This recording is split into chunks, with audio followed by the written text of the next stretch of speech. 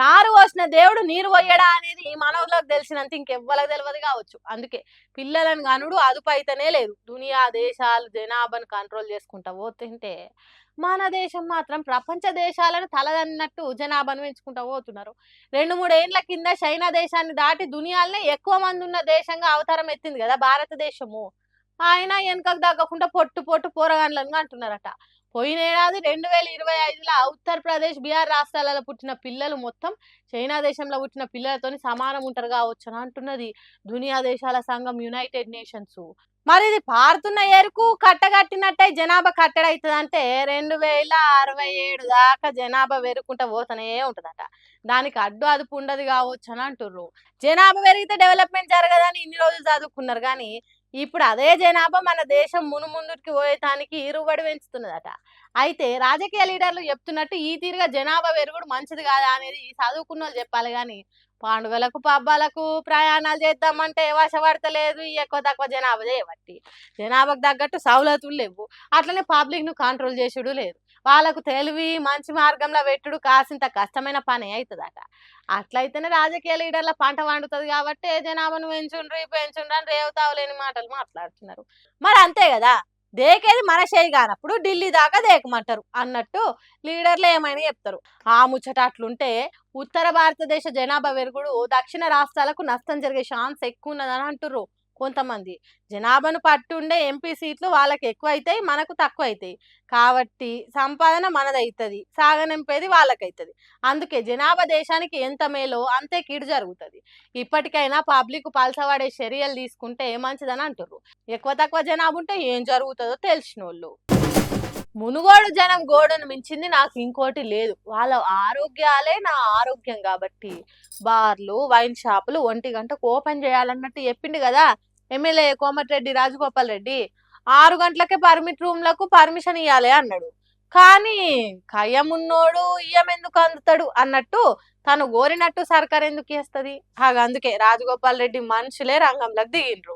భువనగిరి జిల్లా సంస్థాన్ నారాయణపురం, మునుగోడు, చెండూరు మండల సెంటర్లల్లా కాంగ్రెస్ పార్టీ కార్యకర్తలు బార్ షాపుల ఓనర్లకు వార్నింగ్లు ఇచ్చిండ్రు. కొన్ని దిక్కులల్లా గల్లవట్టి గుంజుకుంటా కొట్టిండ్రు. ఎమ్మెల్యే అన్న మాట నెగ్గించుకునే దానికి బాజాప్తా బార్ షాపులు బంద్ చేసిండ్రు. 1 గంట కొట్టేదాకా ఒక్క సుక్క మందు బయటికి రావద్దు, తాగుబోతులు తండ్లాడినా పెగ్గు కోసం పేగులు గుర్రు పెట్టిన షాపులు తీయొద్దని గల్లీ గల్లీ తిరిగి జల్దీగా బంద్ పెట్టిండ్రు. చల్ బంద్ చేయండ్రా అన్నట్టు ఉరుబాబు చేసుకుంటా తిరిగిండ్రు. షటర్లు కిందికి గుంజిండ్రు, ఈయనకుంటే గల్ల పట్టి బయటికి గుంజిండ్రు. బార్ షాప్ల ముంగట బరి గీసి కొట్లన్నట్టు చేసిండ్రు.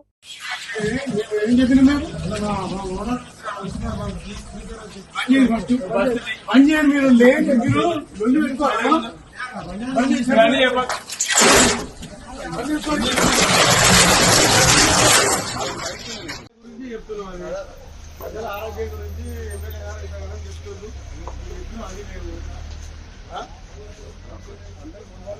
మొత్తం చేస్తున్నారు, అందరూ సహకరిస్తున్నారు. నువ్వే కావాలని బయట తీసుకొచ్చి పెట్టుకుంటావు. ఓపెన్ చెప్తున్నా, మీరే కావాలన్న కంప్లైంట్ తీసుకొని పెట్టుకుంటున్నావు. ప్రజల ఆరోగ్యం గురించి చేస్తున్నావు, ఇది సహకరించామని చెప్తున్నావు. మేము పూర్తిగా బంద్ చేయని చెప్తున్నావు. నువ్వు ఆ రూల్స్ ప్రకారం పెట్టాను వెనక మొత్తం సిట్టింగ్. చూసిండ్రా, ప్రపంచ యుద్ధం మన పక్కకే జరుగుతున్నది అన్నట్టు చేస్తున్నారు. ఇంత చేస్తుంటే లక్షల రూపాయలు ఖర్చు చేసి టెండర్లు వేసిన వాళ్ళు ఎందుకు ఊకుంటారు? ఆఫీసర్లకు ఫిర్యాదు అయినరు, మా వ్యాపారం ఆగమవుతున్నదని చెప్పుకున్నారు. ఇంకేమున్నది, కొద్దిగా ఆలస్యం చేస్తే కొంపలా అంటుకుంటాయి, అశ్రద్ధ చేస్తే అసలుకే మోసం వస్తుంది అన్నట్టు ఆగమేఘాల మీద ఉరికొచ్చిండ్రట ఎక్సైజ్ ఆఫీసర్లు, పోలీసులు. శివసత్తులను మించి ఊగిపోతున్న కాంగ్రెస్ పార్టీ కార్యకర్తలను కంట్రోల్ చేసేదానికి తంటాలు పడ్డరు. తర్వాత దగ్గరుండి బార్ షాపులు, వైన్ షాపులు తెరిచిండ్రు. దగ్గరుండి కోటర్ సీసాలు కొనిపించిండ్రు. తాగుబోతులకు తంటాలు రాకుండా చేసిండ్రు. వారేవా, గిట్లు ఉండాలి ఆఫీసర్లు అంటే. రైతులకు యూరియా బస్తాలు దొరుకుతలేవని దానిలాడుతుంటే కనిపించని ఈ శ్రద్ధ బార్ షాప్ల కాడ కనిపించింది చూడు, మస్తు గ్రేట్. మునుగోడు ఎక్సైజ్ ఆఫీసర్లు, పోలీస్ ఆఫీసర్ల తిరుగుండాలి గాని కొంతమంది మీద కేసులు పెట్టి లోపటేసే ఉపాయం చేసిండ్రట. ఇగో ఇది కదా పనితనం అంటే. మరి తను అనుకున్నది చేయాలని దానిలాడుతున్న రాజగోపాల్ రెడ్డి అనుకున్నది జరగకుండా ఎక్సైజ్ ఆఫీసర్లు గీతిరిగా అడ్డం పడితే ఎట్లా కావచ్చు? ఏదో చేద్దాం అనుకుంటే ఇంకేదో అయింది అన్నట్టు రాజగోపాల్ రెడ్డి ఒకటి తలిస్తే సర్కారు ఇంకోటి చేస్తున్నది.